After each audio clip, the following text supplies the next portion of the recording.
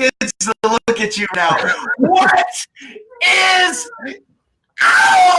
shaking? It's your boy Mark Cordone, Golden Mike 113 with our boy Joseph Ranseth. Joseph Ranseth, do you know why I've had 113 episodes? Because you're just so dang handsome and people love you. Is that it? Close.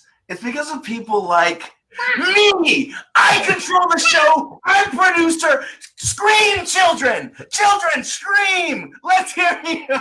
They want to hear you scream, kids. Those kids would be on. But it's right now it's between the Golden Mike and Hotel Transylvania. So yeah. Hotel Transylvania is winning out. We're totally losing to Hotel Transylvania right now. Yeah. But here's the deal.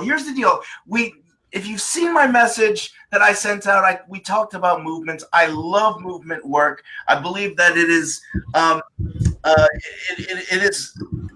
the evolution of society. We need movements to work, but oftentimes, sometimes movements aren't really movements. And our boy Joseph is here to talk about movement work today. He has a program called Take Your Message to the World. I believe that's a mastermind, right? It is. It's a private mastermind. Also, the host of the Global Influence Summit. All the influencers in the globe come together in the multiverse, come together in San Diego and convene in March. And our boy puts that together and hosts that. Also, on a personal note, it's been awesome to get to know you this week, brother. I feel like we're brothers from another mother. So I'm stoked to have you on the show today. What's going on in Winnipeg? I'm thrilled to be here. It's wintertime right now, so you can see we're getting a few hours of daylight.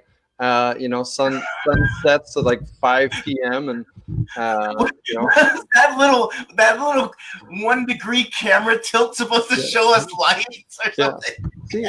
Oh, that's right. Okay. I forgot you only see the middle part, not the sidebars. Right, yeah. So I could be flapping my hands here and y'all don't see it. I can't. I can see it in the production on production side, but I can't see it there. Man, we're having fun. Yeah, so before we go and talk about movement work, for those of you who haven't met me, my name is Mark Cordone. I'm the founder of the Make Money Coaching Program, the Chief Disruptive Officer of the Joy Revolution. I guess that's a movement. I hope it is. Or I'm one of those scammers that I talked about in my email. And more importantly, on a daily basis, I work with my clients to see if they can be maxed out on happiness, the emotion of happiness, and maxed out in the feeling of purpose. So let's start this one out, JR. JR, how happy are you feeling today? And how much do you feel like you're living in your purpose? Gosh, I would say... Making me answer questions. Yeah, man, I wasn't expecting tough questions. I thought we were going to talk about how to change the world and stuff like that. Hey, gosh. I would say on a scale of 1 to happiness, I'm super happy. I'm super thrilled that especially on a day like today, that not only do I get to chat with you, I get to be with my kids. And one of the things that I love the most about my life, I love the work that I do. And so kind of to answer your question in terms of purpose, that is just so dialed in that I love what I do, and I feel so blessed to do such unique work and to see how all of the stuff that I've been through in my life, kind of cultivated to that. But in terms of how that expresses in a functional aspect day to day, I do my work, and then I take 2 days off a week, every Tuesday and Thursday, just to play with my kids. So the fact that I get to spend the whole day playing with my kids, but also to get to chat with you and include them and, have them here is super fun to me. Amazing. Absolutely amazing. So I'm going to throw this out there. Whether you're watching live or you're watching the replay, how do you make hearts with your hand over there, JR, in Winnipeg? The Canadians make them the same way. Oh, they do. Only the index finger and the thumb. See, we use all five. If you're feeling happy and you're living life in your full purpose, let's not be ashamed of it. Beat that heart, hit that heart button down there, baby. Get those hearts pumping. Now, here's the other thing. A lot of people are already make the assumption that, oh, he's talking about beating that heart. He's talking about happiness and all that stuff. He's a whack job positive psychologist. Well, the thing about positive psychology is it's not necessarily about the craps and giggles 24/7. See, I saved you. It's not about Skittles raining from the sky. It's not about Taco Tuesday every day. It really is about the ups, the downs, and the all-arounds of life, the way that you can emotionally take those things in and then put it back out to the world to change it, to make a movement. So if you're right now watching the show and you're like, dude, this Cordone, the Joseph dude, too much. They make me unhappy. That's cool. You're not supposed to be happy 24/7. The other thing is, you can be living your life and say, yo, I've been working in this job for 30 years, or I've been in this relationship for 50 years, and it's been passionate, but I've lost my passion. That's a part of the ups and downs of life as well. That's a part of positive psychology. So if you're not feeling maxed out right now on happiness, if you're not feeling maxed out on purpose, just give us a thumbs up. Let us know that you're living your life. Your heart beats just like Joseph and mine does. All right? So just live your life and just enjoy this episode and listen to the kids watching Hotel Transylvania. Now, here's the other thing. Here's the other thing, and I feel like this is a big part of movement work, and it's a big part of positive psychology work as well, so we're going to do something about it. For those of you who are here today, and whether you were crappy yesterday or you were maxed out on happiness, and you're saying to yourself, you know what? Today is going to be even better than yesterday. Today is going to be better than yesterday. That's optimism. And when you bring in stuff like hope theory, that is some of the most powerful work in terms of getting things done and being successful and living a fulfilled life. So, for those of you who are living in hope right now, for those of you who feel like today is better, it is going to be even better than yesterday, there's another button down there. And Ranseth is going to show us how it goes. It's the wow face. Make your Ranseth is optimistic. Now, given all of that, and by the way, Ranseth, we might be having technical difficulties and only talking to each other right now because I'm monitoring the stats and I'm like, who gives a crap right now? Let's just have fun. Yeah. I want to know your story, bro. What's your story? Well, so, I'll give you the short version because, I think the first question that pops into people's mind and some of the bold ones, will ask it is, what the hell do you mean you help people start movements? Like, how do you get into that? So, long story short, I started off in internet marketing, a long time ago. Like back in the late 90s. So like right after Al Gore invented it, I was online learning how to market it, and so that was like what I did for money. But my heart was really in like service, like how do we serve? And so I was an ordained minister for a number of years. And I had like this ping pong match kind of going on in my mind and my heart between here's what I do for money, but here's what I do for meaning. Right. I would shift back and forth between I would do this, generate some profit, and then I would go and live my purpose. And one of my earliest mentors was Dr. Stephen Covey. And he gave me some advice that completely transformed not only my life, but, specifically my career. He said, if you want to be successful, obviously he was referring to a much broader success than just, worldly financial success. He said, if you want to be successful, you need to learn how to integrate the spiritual with the secular. And it planted in my mind the seed that these two things that in my mind were so conflicted could actually be married together in one thing. And that just sent me down this road of like becoming obsessed with who are the people that had these same skills as marketers, but used them for the same purpose, right? Of something higher and ennobling and empowering for people. And I looked at the movement makers, right? I looked at Gandhi, Dr. King, Jesus, Buddha, Lao Tzu. Like, these were people that had the same knowledge as marketers, right? Like, how do people make decisions, right? What drives human behavior? But instead of using that to engineer transactions, which is what marketers do, right? Buy my widgets or, whatever it is, they were engineering transformation. And so, I look at transformation and I would define that as giving people a new lens on themselves, other people, or the world around them. So here's the interesting thing, when you talk about creating change, this is a whole ball of yarn that we could unroll. But creating change, there are two ways to do it. You can do the outer change, right? Actually, I've got a funny story if you want to hear this. So I was a young minister, standing at the pulpit, and I'm preaching about how not all change is of equal value, right? That there's, on one hand, this change that comes from discipline, right? From willpower, where it's like someone tells us we need to do something, so we make that New Year's resolution and we're going to do it. We've got all the discipline. But then there's a different kind of change, that really comes from that shift in our disposition, right? That, for example, on one hand, you got the person who, has tried to quit smoking like 40 times, right? In contrast with the person that sees their grandchild born and they instantly quit smoking because they know they won't be around, right? And so there's a change that comes from using discipline.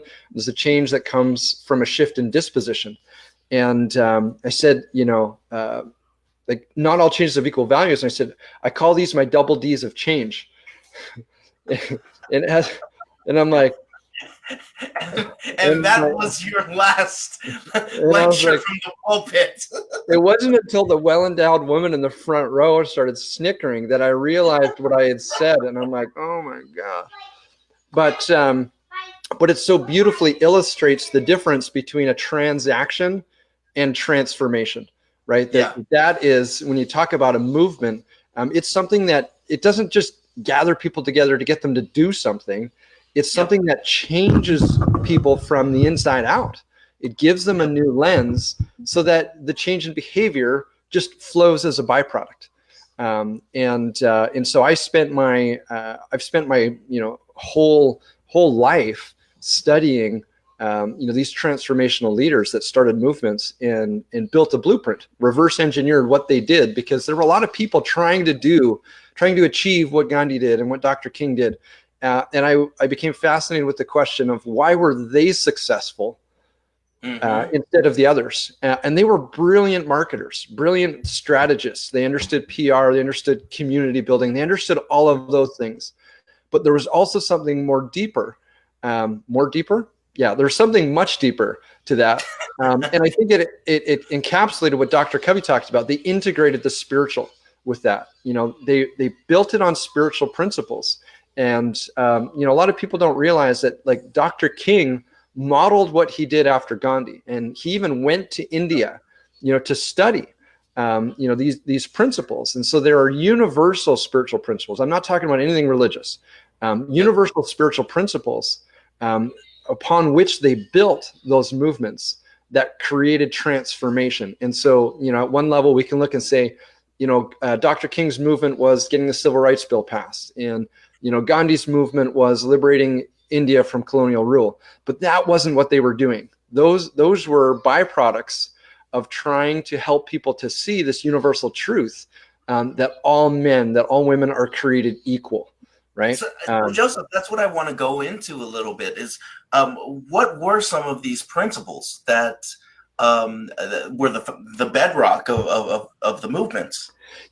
So to create some context, at a very simple level, there are three things. Like, if you want to start a movement, there are three things. There's actually way more, but at a very basic level, you need a big idea, right? And by big idea, I don't mean like cold fusion or like that latest invention, that flash of genius in the shower, whoa, Marty, I've got it. No, we're talking about a big idea is something that's bigger than ourselves and bigger than any one individual.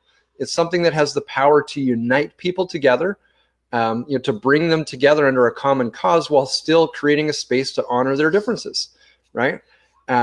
Two, you need a clear message, right? When you look at Dr. King, over 250,000 people came to hear him deliver the I Have a Dream speech.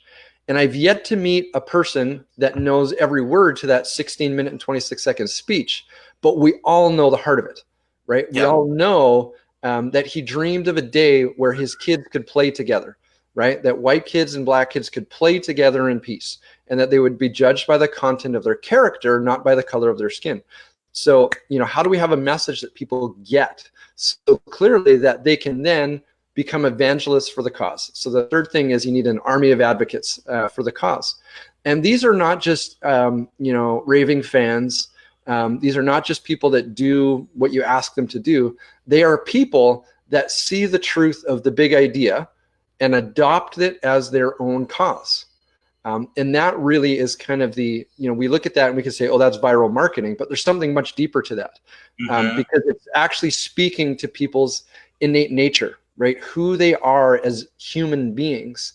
It's speaking to them. And so, to answer your question, the main principle, these movements are always built on a universal truth, and in one way or another are an expression of this truth that we are all one, that we're all connected, that we all come from the same place, that we all return to that same place, and that we're all, to get woo-woo about it, like that we're all expressions of the same thing, that we're all connected to divinity, that we're all an expression of human consciousness. And so finding that foundation gives this powerful lens on which we can judge any movement, any idea, to start to see, is this something that's a really cool fad, right? Or is this something that is actually timeless, eternal and universal? And that really is the difference between, principle and technique or tactic. There's a lot of things that people are talking about out there, but it's the principles that actually change people from the inside out. So I just wanted to throw this out for a second. I mean, I think it was kind of hinted, when I think about it, I'd just be like, oh, it's all really the same thing. They're all trying to get at the same thing. But really, when you break it down like that, it does seem as if the litmus test for a true movement, and this, it's just words, is let me phrase it as a question: is it that all movements are truly trying to get us to a place of higher consciousness? Yeah. So, I mean, that's another way that I would describe transformation, right? Is elevating consciousness. And when you look at the process of elevating consciousness, and to really simplify it, is at one level, we like to fight over two things, right? Like heads or tails. Right. And someone will look at it and say, it's heads. The other will say, no, it's tails. Right. Or heads is better. Tails is better. And that all makes sense from a certain context. But when you elevate your perspective, you realize that it's a quarter. Right. And the whole discussion becomes irrelevant. And a great example is politics. Right. Mm-hmm. Like we have the left and the right now, and they're arguing over every single topic, and they all have this different and polar opposite perspective on things. And we think these people are nuts and these people are nuts, depending on which side of the fence you're on. But the reality is both have merit, right? And we're not going to make progress until we stop and can elevate our consciousness to see that one side is serving a function, the other side is serving a function, and both are necessary, right? We wouldn't be where we are, right, if it weren't for both, right? Yeah, I know one of the first one of the main things we always were trying to do and work with multiculturalism and interculturalism was bring people to the point of controversy with civility. And it seems like there's the controversy part nowadays, but not so much the civility part. It has kind of gone out, and that's something that we can work on. Well, it's a product of not being humble. right? And I don't mean humble in terms of being self-deprecating, but humble of like remembering who we are, and when we recognize that we all come from the same place, we all have far more in common than we have distinct. Yes. And we sit down and start to talk about those things. And if we were to ask people independently, what they want in life, like most people would give you the same answer. And then we get into the nuts and bolts of how do we do it. We may have differences of opinion.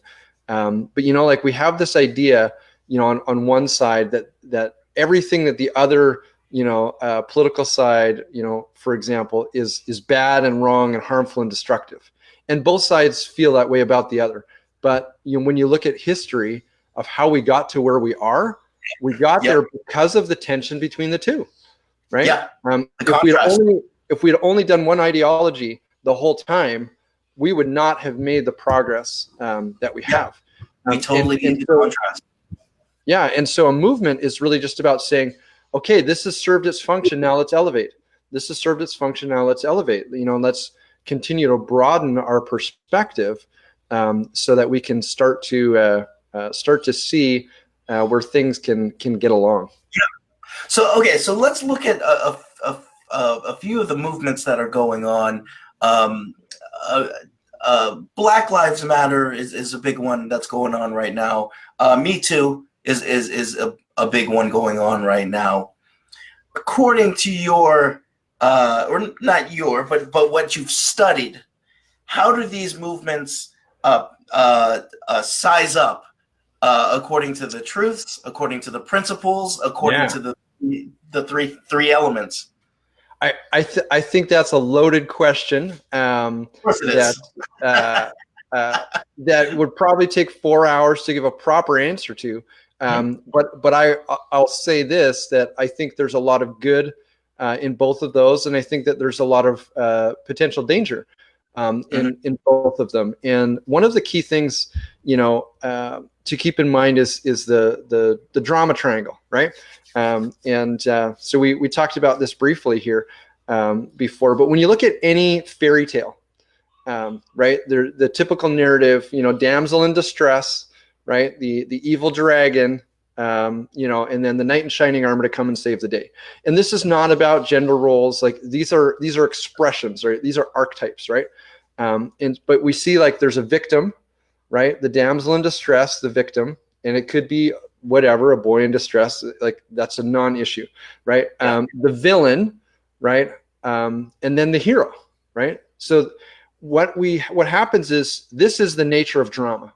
Anytime we see these roles in our lives or in the world around us, like that is essentially the definition of drama, right? And so what happens, a lot of these movements are based on that we are the victims to this villain.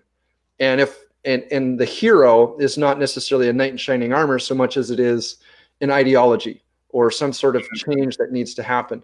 And whenever we're in drama, we're essentially shining a light on what our shadows are, right?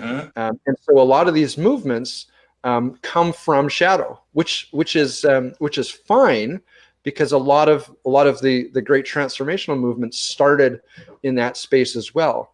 But what I'm seeing in a lot of these movements now is they become echo chambers for drama, and they become a polarizing thing to create more challenges. And so I have an assessment. It's a 9-step checklist, for people to go through and check, like, does my idea pan out or not? And one of the tests that you can do in that is to take it to the extreme. If you take this idea and it's fully expressed in one person's life, is the net effect positive, right? And then if you take that idea and if every single person in the world adopts this idea or this ideology, and it gets fully expressed, is the net result positive? And a lot of these movements are great pendulum swings. They're correcting problems, right? Which I think is absolutely necessary. but where they're not, in my opinion, like fully formed, is that they don't play out to the full end, that they're not built on universal principles. And so you can take some of these movements and you see where they're still pointing a finger at, this is bad, right? And so we want the good thing, and we're just kind of playing the opposite.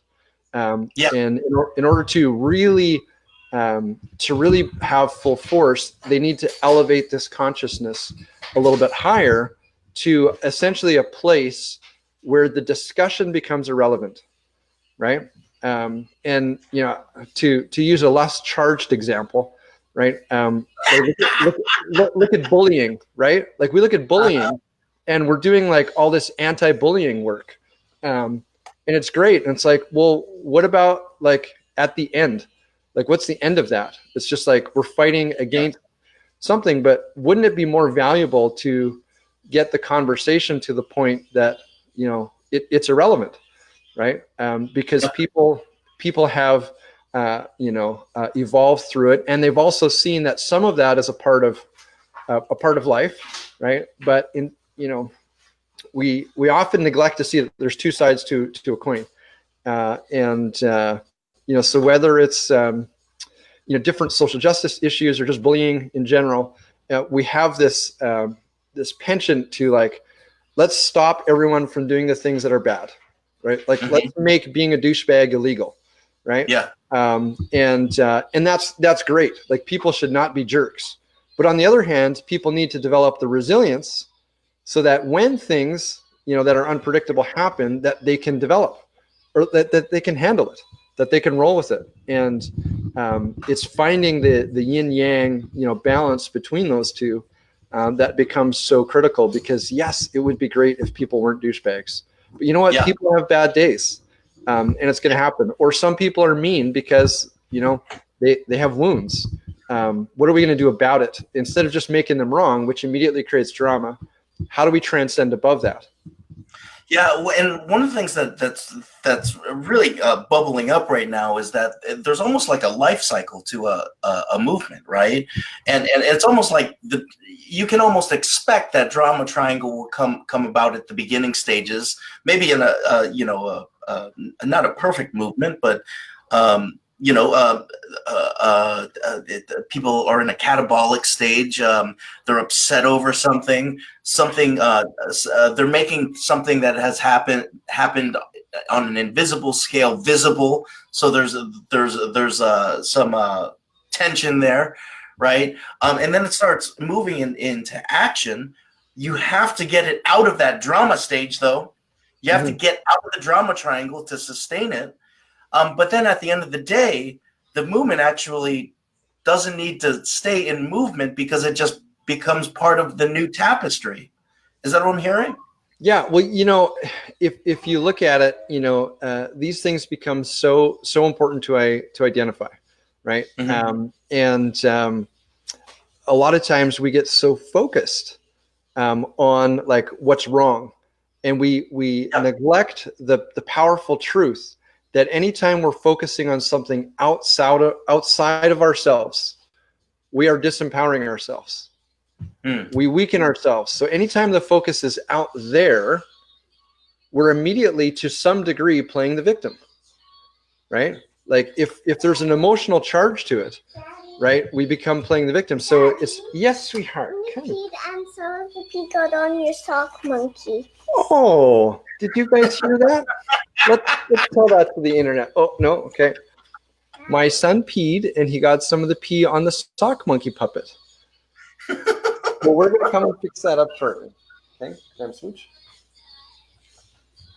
Oh, thank you. I just got a smooch off camera. This is breaking news right now. Breaking news. Breaking news. He wee-weed on the sock monkey. Yeah, we're going to do some laundry after this.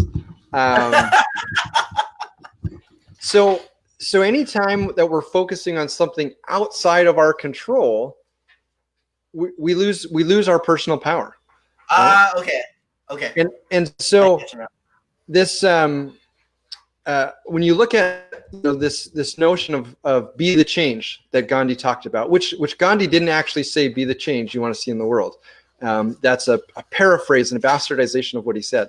So I wrote an article clarifying what he actually said, and I get 20,000 visitors a month to my website just on this article alone, because what he said actually points us to this idea that what we see in the world out there is just a reflection of what's going on in here, right? Yeah. Or as Dr. Covey said, like seeing and being are inseparable. What we see is a reflection of our state of being, right? And so when you look at if it stirs an emotion, it carries a lesson. And because otherwise we could just look at things and we could be neutral. We could observe them, right? And that is ultimately what the Buddha was trying to get us to, this place of observation, of seeing things and not being attached to them, right? Oh, we could certainly make an airplane. We're going to make an airplane out of this. You want to come say hello, buddy? No? Okay. So this paper that I'm going to make an airplane has pee on it. It's amazing. This is so good, eh? Fold it. Oh, fold that paper. You all right, buddy? Yeah. Okay. I love it. So the Buddha was trying to bring us to this place where we could observe things and not be attached to them. And when we look at things through that lens of asking the question, this thing that upsets me, is it possible that someone else could look at the same thing and have a different reaction?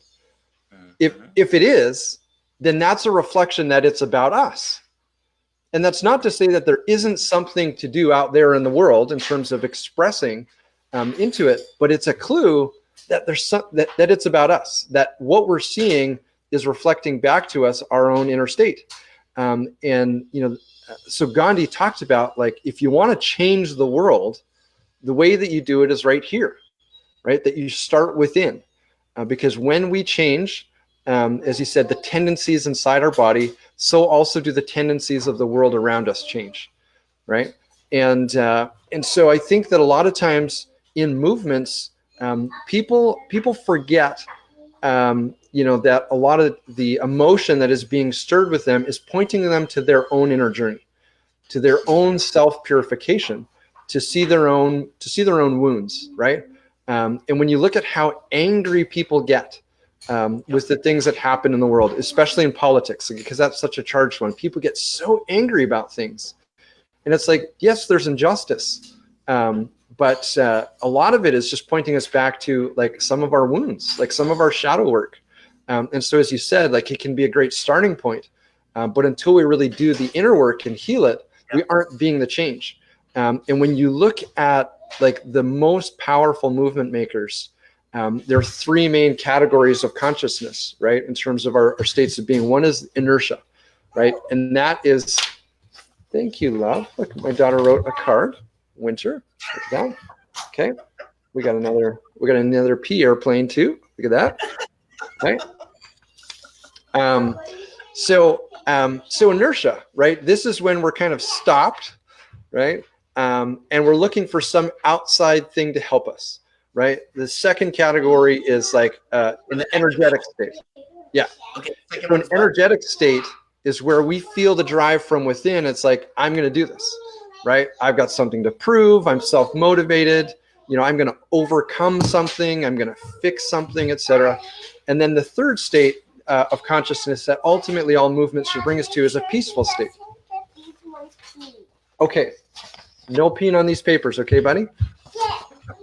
Okay. We want more art. Yeah. Hearts. Yes, buddy?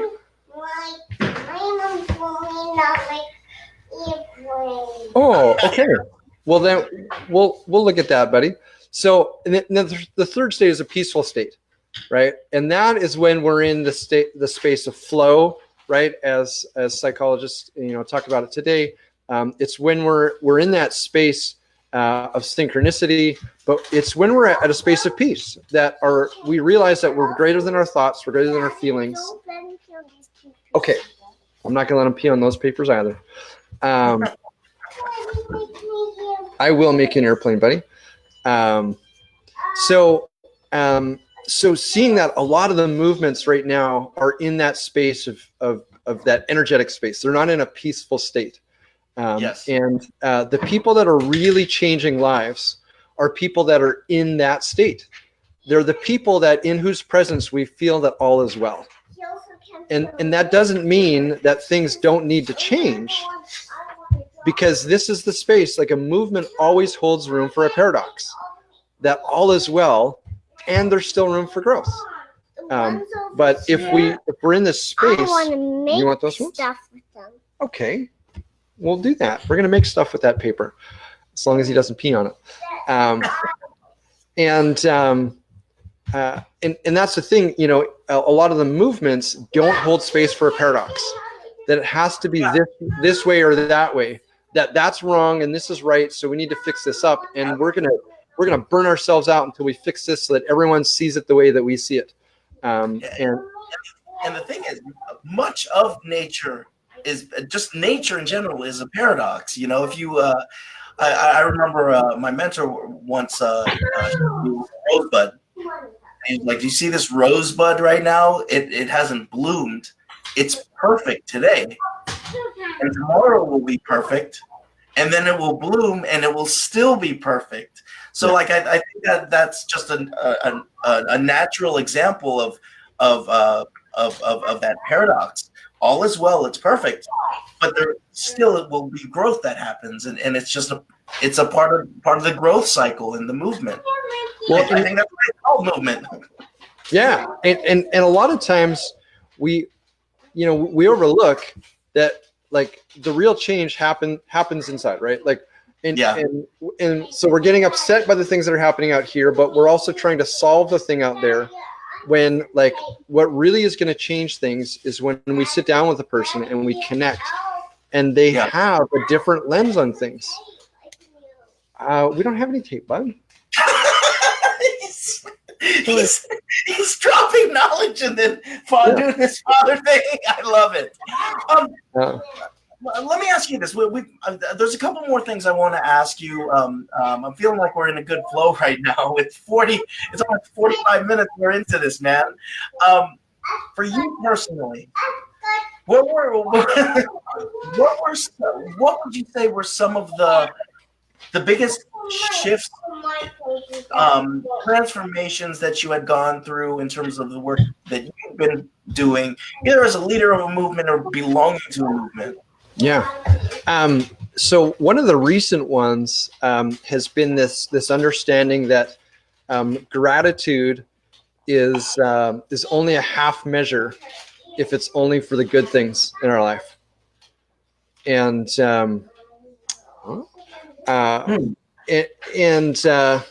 you know, as you talked about, like, a lot of times people want to just try and be positive, right? And let me focus on the good things and just, like, totally ignore or, you know, suppress all the bad things.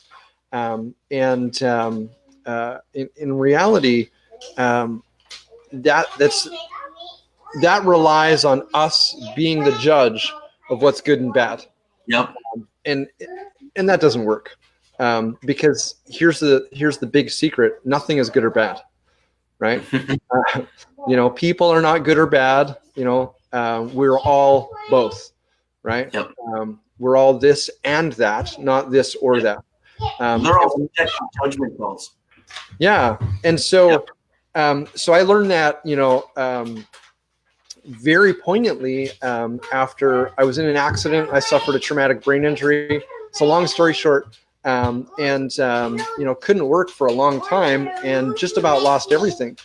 And I was in this very much of, you know, victim state of, why is this happening to me? And you know, just feeling really sorry for myself and having a pity party, and had some powerful experiences that helped me see that thing that I was going through was actually helping me.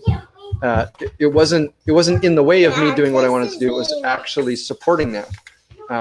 You know, kind of the obstacle is the way idea.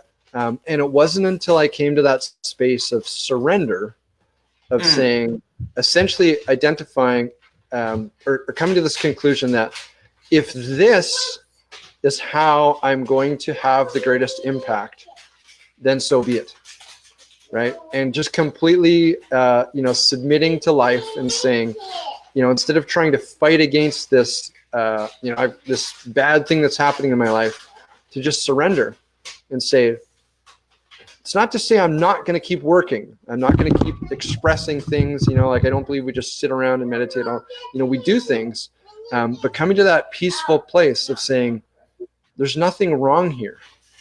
And that if this adversity, that this trauma, this wound that I have, if this is how I'm meant to serve others, if this is how I'm going to touch lives, then I'm willing to take that. I'm willing to take that on. And that is when things shifted. And I started to become grateful for the challenge and the difficulties instead of resent them. Yeah. Amazing. So the next thing I want to do is I want to go and talk about anyone watching right now. They're like, man, I'm getting inundated with information, pea drawings, these two handsome men, but at the core, I feel like I'm on the brink of starting something or leading something that does meet that criterion. I want to move inward first before I do an outward movement. But I don't even know where to start. What would you say to someone who's on that stage right now? Yeah. I think as you identified, spending time with yourself is really important, especially in our hyper-connected time, for so many reasons. But one of them being that there's so much information out there that is superficial. And we all are connected to something powerful, right? There is innate wisdom within each one of us. And taking the time to tap into that, to allow that to come into us, to allow us to come through in full expression is really important. But at the same time, holding space, for both. Okay, I will make sure. That as much as, truth comes from within, to also fill our minds with powerful truths. Right, so studying sacred texts, whether that's religious text or not, studying things that truly are an expression of universal principles, right? Timeless truths, not just the ideology of the day or so forth. Right? What are the things that have stood the test of time? And I'll give you a hint: it's not politics, right? It's those deep transformational truths. So finding time to study those, and then just getting clear, like what is my life pointing to? The most powerful movements of leaders are the ones who are able to embody the transformation that they're promising to other people. Right? Gandhi and Dr. King, they had hard-earned life lessons that they were learning to experience or learning to express at a much higher level. And so often, I guess to answer in a different way, one of the ways to ensure that you'll fail is to try and start a movement to create change with something that you haven't mastered yourself. And so, developing, the personal fortitude, and developing ourselves so that we can answer the question, how well do I embody this transformation that I'm promising to others, right? Can people see this transformation that I'm talking about without me saying a word? And if they can see it, if they can see that is a person that embodies, equality, or that is a person that embodies joy, or that is a person that whatever, and they don't even have to speak, like that's when we know we're kind of on this start of something good. But without it, we lack the real power. And so that will give us the hint as to where the universal truths are to build on, but to really look at that and to say, like, what is that change that I want to see in the world? How can I more fully embody that? And the ego disappears, and the fanfare disappears, and we realize that we can change a moment, like, in the grocery store checkout line, right? And we see that just by being present, that real change happens. So I'm gonna hit the accelerator even further right now, and move it even faster. With someone was like, okay, yes, I'm gonna spend time with myself. What would you say are some of the seminal readings? Instead of someone needing to go through a bookstore and be like, do I go and choose this, modern day, motivational speaker, or Wallace? What are we talking about? So I think any religious text, has powerful truths. So if you grew up in any sort of religion, diving into the sacred text there, you'll find transformational principles. So anyone is great. In particular, like I'm a big fan of the Bhagavad Gita, the Hindu sacred text, and Gandhi studied every religious text, but he was a master student of the Gita. But in terms of other things, I don't think anyone can effectively create any sort of change. Did you hear that? The monster? Yeah, great. Yeah, great. I don't think anyone can create any sort of effective change without understanding the principles in Power versus Force by David R. Hawkins, and the dozen other books that he wrote relative to that. The map of human consciousness, and understanding how to really get clear on where our personal energy is, and being able to discern truth from falsehood. Is I think is critical. Okay, so then I want to hit the accelerator even further. I've got the books. I'm asking the questions. What will I get out of knocking on your door and saying I'm interested in this mastermind? What will I get if I'm like, I want to go to this Global Influence Summit? Gosh, yeah. I mean, come to the Global Influence Summit. If you want to create change in your life or anyone's, come to the Global Influence Summit, and we talk about, essentially those parallel tracks of how do you create outer change, and inner change, and not just like two separate things, but how do they weave together?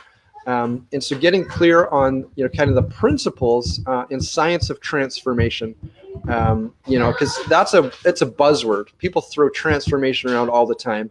And what I believe most people mean is change when they talk about transformation. But we actually talk about what transformation really is, and how do you cause transformation at a large scale.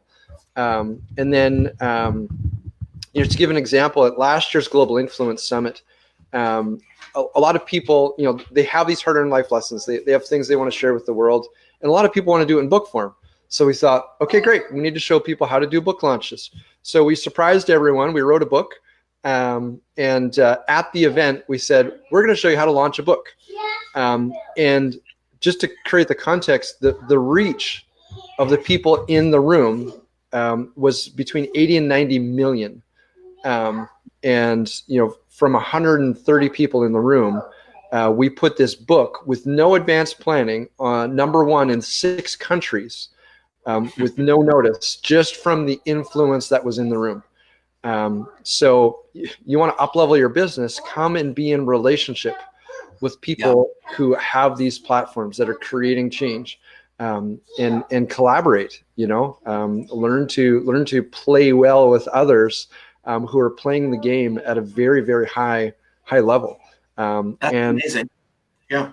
And then lastly, we've got a lot of the external tactics. We've got, people that are going to be speaking about the latest marketing trends, the people that are, kind of running all of the stuff that we're doing, will be there kind of pulling back the curtain and showing things. We're going to talk about how to get your message on the TEDx stage.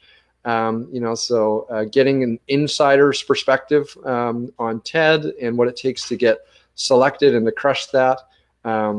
So basically, a movement in a box over a 3-day weekend. I love it. Now I have the website up, and you'll get more information there. It's going to be in San Diego, I believe, March 21st. March 21st to 23rd. Okay. That is wonderful, because that is the launch of the Joy Revolution podcast, and maybe we'll be on site broadcasting live. We'll do something over there. But absolutely fascinating stuff. Unfortunately, today you've said enough. We've seen enough pee. There's no more pee we want to see. For those of you watching the replay, share this out. This one was like whenever anyone gives their time, share it out. This is good wisdom for both people, for people who want to do good and also live a good life. So here's the dealio, Winnipeg. I will talk to you soon, but in the meantime, I've got a microphone to present to you. It's a golden microphone, and it's a visualization right now. This golden microphone is now descending from your ceiling over there in Winnipeg, and it's stopping in front of you. Now, this microphone translates into every language all across the world. Joseph, the world is listening to what you have to tell it. When I hit the golden mic, you're live, brother. Joseph, your golden mic is live now. Good evening, folks. There is one truth upon which all other truths are built, and that is that we are all one, that we are the ocean and we are the wave, that we are not separate from that which we worship nor from that which we despise. And when we look within and we see that everything out there is an expression of what's in here, that real transformation happens. And so everything that we do is an expression of this divine essence of who we all are, and that the expression of consciousness is inevitable, and that we all just get to witness the unfolding of everything that's happened. And the real gift is to be grateful and to be joyful in the process of all that's happening. Joseph, I want you to take that golden mic and hold it up. Right now, somebody take that from Joseph, because he's about to do a big-ass mic drop. Boom! Congratulations. Joseph, that was amazing. The golden mic is shutting off for now. But I have one final question for everybody. If you're feeling happy and you're living life to its fullest purpose right now, what is your responsibility to changing history for the better? I'm Mark Cordone. This is Joseph Ranseth. We'll see you soon. Peace out. Go wash your hands, son.